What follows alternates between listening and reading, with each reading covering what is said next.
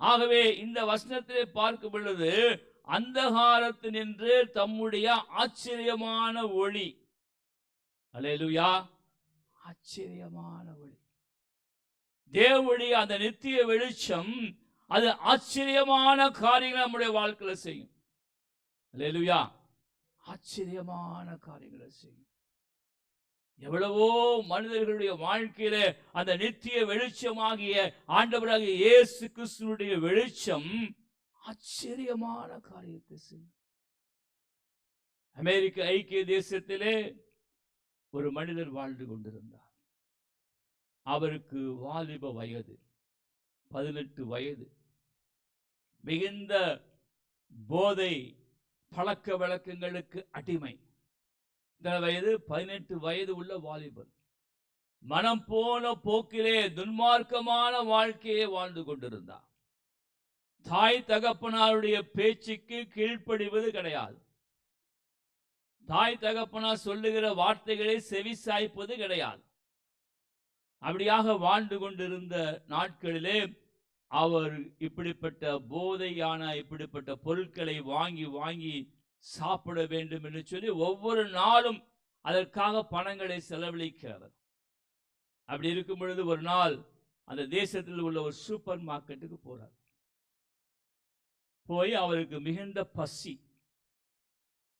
பலமுறை என்ன சொல்லுவாங்க, பசி வந்தா 10ம் பறந்து போகும். யார்ட்டா கேட்டீங்களா, என்னது அது 10 ரூபாயா என்னன்னு கேட்டிருக்கீங்களா? மூதாதையில் பலமுறை சொல்லி வச்சுக்காங்க. பசி வந்தா 10ம் பறந்து. 10னா 10 விதமான சுபாவங்கள், 10 விதமான சுபாவம் கூட பறந்து போயிருமா. மானம், வெக்கம், ரோசம், கோபம், பெருமை, மேட்டிமை, எல்லாமே பறந்து போயிருமா. ஒரு மனுஷனுக்கு பசி வந்துருச்சுன்னா 10 விதமான சுபாவங்களும் பறந்து போயிருமா. அப்ப இந்த வாலிபருக்கு பயங்கரமான பசி. அங்கே இருக்கிற சூப்பர் மார்க்கெட்டுக்கு போறாரு. அங்கே நல்ல நல்ல சாப்பாடு பொருட்கள்லாம் வைத்திருக்கிறது. அதையெல்லாம் வாங்கி அந்த கூடையில் போட்டு வரார். சாப்பிட்றதுக்கு நம்ம போய் சாப்பிடலாம் அப்படின்னு சொல்லிட்டு. அப்போ அந்த கவுண்டரில் இருக்கிற அந்த நபர் எல்லாம் பில்லு போடுவோம் வாங்க சொல்லி பில் போட்டு ஒரு அமௌண்ட் சொல்கிறாங்க, இத்தனை டாலர் ஆயிடுச்சு. இவர்கிட்ட பணமே கிடையாது. இது முழுக்க முழுக்க போதை பழக்கத்துக்கு அடிமையானதான ஒரு வாலிபன். தாய் தகப்பனார் பேச்சையும் கேட்பது கிடையாது. முரட்டாட்ட சுபாவம் உள்ள ஒரு வாலிபன். உடனே இவருக்கு மிகுந்த கோபம் வந்துச்சு. என்கிட்ட நீ பணம் கேட்குறியா? எனக்கு பயங்கரமாக பசிக்குது, நான் சாப்பிட்றதுக்கு தானே இந்த பொருளை எடுத்துருக்கிறேன், எனக்கு நீ ஃப்ரீயாக கொடு அப்படின்னா யாராவது கொடுப்பாங்க இந்த காலத்தில்?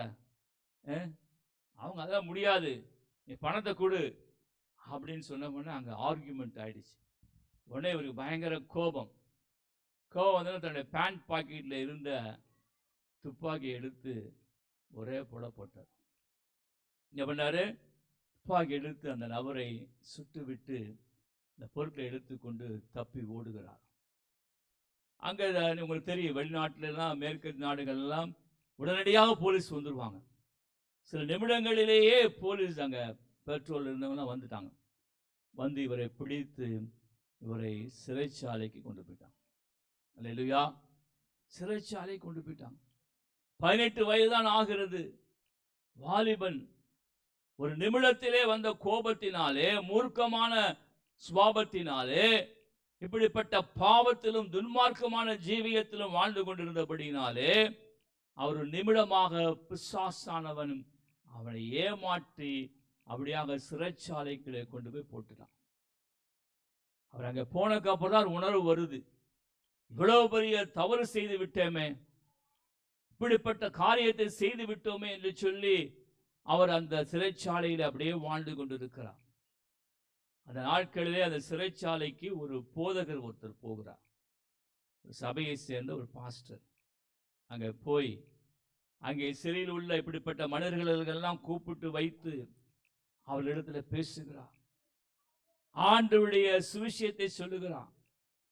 இயேசு கிறிஸ்துவின் ரத்தம் எப்படி சகல பாவங்களையும் மன்னித்து சுத்திகரிக்கும், அதன் மூலமாக நீ எப்படி விடுதலையாக்கப்படலாம், உனக்கும் பாவ மன்னிப்பு இருக்கிறது, உனக்கும் நித்திய ஜீவன் இருக்கிறது, உனக்கும் பாவங்கள் மன்னிக்கப்பட்ட ஒரு வாழ்க்கையை தருவதற்கு அவர் வல்லமை உள்ளவராக இருக்கிறார் என்று சொல்லி அந்த பாஸ்டர் அங்கே போய் அங்கே உள்ள சிறை கைதிகளுக்கு வாரம் வாரம் பிரசங்கம் பண்ணுவார்.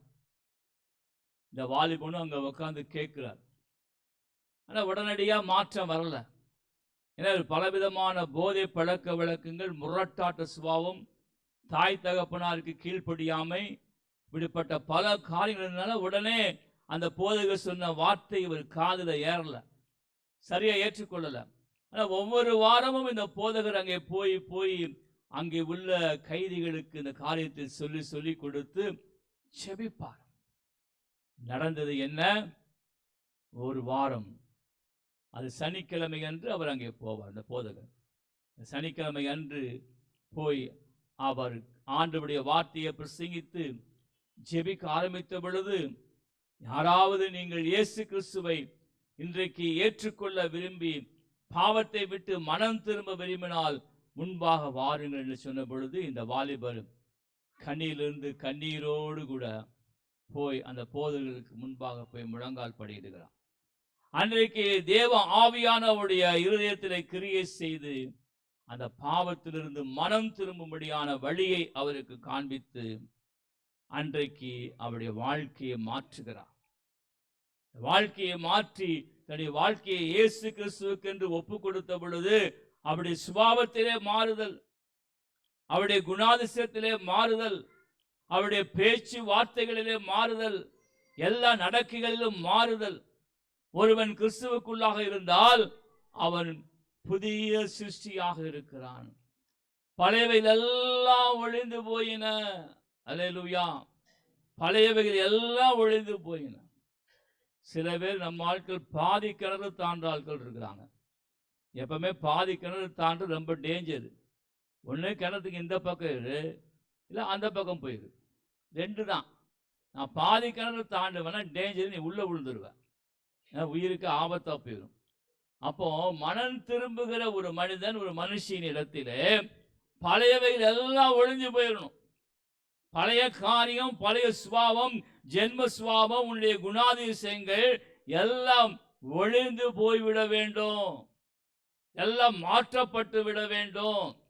அப்ப இந்த வாலிபருடைய வாழ்க்கையில அப்படிப்பட்டதான ஒரு மறுரூபம் ஏற்பட்டுச்சு. நல்லா மாறிட்டார். அங்க சிறைச்சாலையில் இருக்கிற அதிகாரிகளை போய் அன்பாய் பேசுகிறது. அவர் உட்கார்ந்து அவருக்கு பைபிள் கொடுத்தார். இந்த பாஸ்ட் உட்கார்ந்து பைபிள் வாசிக்கிறது, அங்க போய் தோட்ட வேலை செய்யறது, சமையல் வேலை செய்யறது, எல்லாம் உதவி செய்து முழுக்க முழுக்க மாற்றம். அந்த அதிகாரிகள்லாம் பார்த்தாங்க, ஒரு மாதிரி வந்தான், இப்போ இந்த அளவுக்கு மாற்றம் இருக்கிறதே என்று சொல்லி அவனிடத்துல பேசினாங்க.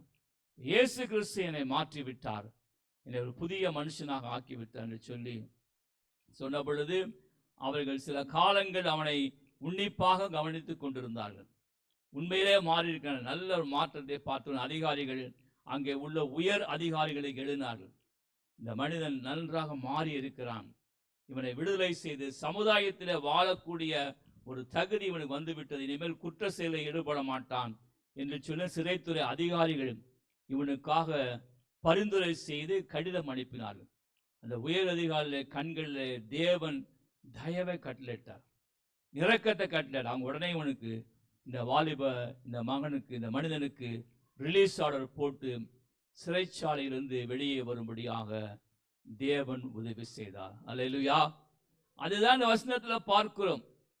அந்தகாரிலிருந்து தம்முடைய ஆச்சரியமான ஒளி, அந்த தேவனுடைய நித்திய வெளிச்சமாகிய அந்த வெளிச்சம் ஒரு மனிதனுக்குள்ள வரும் பொழுது ஆச்சரியங்கள் நடக்கும். You will have miracles and wonders in your life, in your character transformation, in healing and giving you wealth and job and whatever it is. அந்த தேவனுடைய நித்திய வெளிச்சம் ஒரு மனிதனுக்குள்ளாய் வரும் பொழுது அது ஆச்சரியமான காரியங்களை செய்யும். இந்த மனிதனுடைய வாழ்க்கையில அப்படிப்பட்ட ஆச்சரியமான காரியத்தை செய்து அவர் வெளியே அனுப்பப்பட்டார். தாய் தகப்பனாரிடத்தில் போய் ஒப்புரமானார். மன்னித்துக் கொள்ளுங்கள் என்று சொல்லி பேசினார். அதற்கு பின்பாக அங்கே உள்ள ஒரு அந்த சபை போதகர் நடத்தினார் அல்லவா, அவரை போய் பார்த்து சந்தித்து, நான் வேதாகம கல்லூரியில் சேர வேண்டும் பாஸ்டர், என்னை சேர்த்து விடுங்கன்னு சொன்ன உடனே அந்த போதகர் உதவி செய்து ஒரு வேதாகம கல்லூரியில் போய் சேர்க்கப்பட்டு அங்கே வேதாகமத்தை கற்றுக்கொண்டு அவர் ஒரு போதக அபிஷேகம் பெற்று அவர் ஒரு சபைக்கு போதகராக மாறினது மாத்திரமல்ல, அவர் உலகமெங்கிலும் பல்லாயிரக்கணக்கான சபைகளை அவர் ஸ்தாபித்திருக்கிறார். அல்லேலூயா. பல்லாயிரக்கணக்கான சபைகளை உலகமெங்கிலும் உள்ள பல தேசங்களிலே அவர் ஸ்தாபிக்கும்படியான கிருபையை ஆண்டவர் அவருக்கு கொடுத்தார். அதுதான் அந்த ஆச்சரியமான ஒளி. அந்த ஆச்சரியமான ஒளியாக இயேசு கிறிஸ்து நம்முடைய வாழ்க்கையில வரும் பொழுது அது ஆச்சரியமான காரியங்களை செய்யும். ஒரு மனிதனை தலைகீழாய் மாற்றும், ஒரு மனிதனை மறுரூபமாக்கும், ஒரு மனிதனை விடுதலை செய்யும். ஒரு மனிதனை ரட்சிப்பது என்பது ஏதோ ஒரு மனம் திரும்புதல் மாத்திரம் அல்ல, அதில் பல காரியங்கள் அடங்கி இருக்கிறது. Salvation means, ரட்சிப்பு என்றால் அதில் பலவிதமான ஆசீர்வாதங்கள், அதில் பலவிதமான காரியங்களை உள்ளடக்கிறதா இருக்கிறது. சுகத்தை தருகிறது, ஆரோக்கியத்தை தருகிறது, பிசாசின் பிடியிலிருந்து விடுதலையை தருகிறது, நம்முடைய வாழ்க்கையில ஆசீர்வாதத்தை கொண்டு வருகிறது, நம்முடைய வாழ்க்கையில நித்திய ஜீவனை கொடுக்கிறது. இப்படி பலவிதமான ஆசீர்வாதங்களை உள்ளடக்கியது தான் தேவனுடைய ரட்சிப்பு. இந்த காலை வேளையின் சத்தத்தை கேட்டுக்கொண்டிருக்க அருமையான தேவனுடைய ஜனமே, உடைய வாழ்க்கையில் அந்த மெய்யான ரட்சிப்பினுடைய அனுபவம், அந்த மெய்யான ரட்சிப்பின் மூலமாக நீ பெற்றுக்கொண்ட ஆசீர்வாதங்கள், அந்த ஆச்சரியமான ஒளியின் மூலமாக உன்னுடைய வாழ்க்கையில நடந்ததான மறுரூபமாக்குற அனுபவங்கள், சுபாவத்திலே ஜென்ம சுபாவத்திலே மாற்றம் வந்திருக்கிறதா? இல்லை என்றால் இன்னும் பழைய மனுஷியாகவே தான் நீ தொடர்ந்து கொண்டிருக்கிறாயா? உன்னை நீயே சீர்தூக்கிப்பார்.